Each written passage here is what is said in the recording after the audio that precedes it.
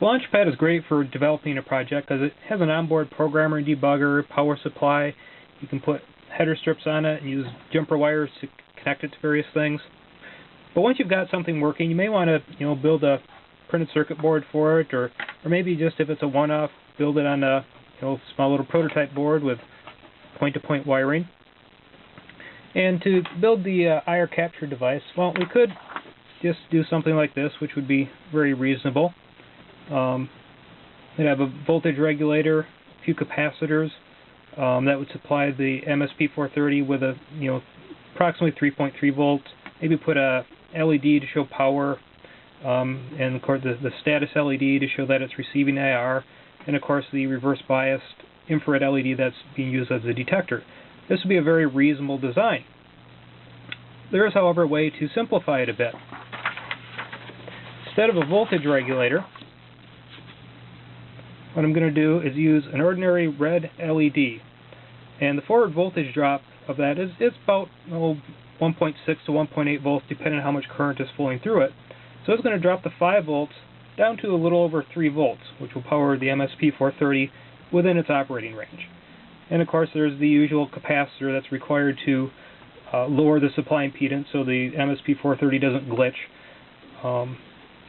And then the reverse bias LED as a detector. Now the status LED is gone, and here there's simply a resistor in place, which would seem to do nothing. But what's going to happen is that this red LED is going to glow dimly when the circuit is idle. There's just going to be a very small current flowing through here, probably about 1 milliamp.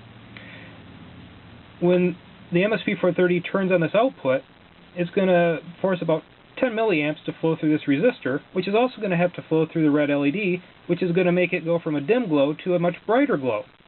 So this red LED is serving 3 functions here. It is dropping the supply voltage down to about 3 volts. It is serving as a power on indicator with a dim glow, and it is serving as an activity indicator when more current flows through it, which is facilitated by this 330 ohm resistor on an output port. So here's the actual board that's been built up. And if we plug it into the USB to serial converter here, you can see that there's a very dim glow to the LED. It's really, the camera doesn't pick it up too well, but there it is. There's a dim glow to that LED. And if we check the supply voltage on the MSP430, it is a little over 3.3 volts, which is good. And the incoming supply is approximately 5 volts. So there is a voltage drop of 1.6 volts across that red LED. So let's give it a try and see if it works. Click the capture button, point the remote at it, and you can see the LED.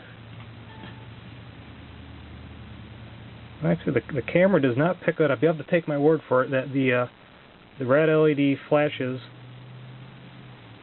Let's try it with the lights off, maybe.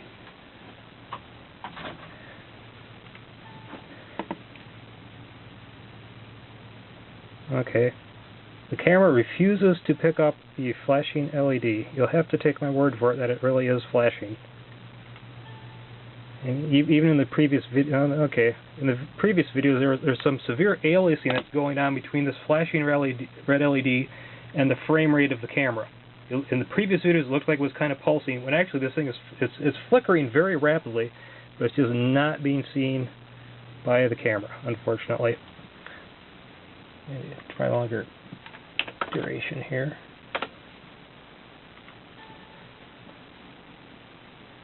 Okay, I got a little activity there. There's a pulsing again. But anyhow, that's the construction on a prototype board with minimal components.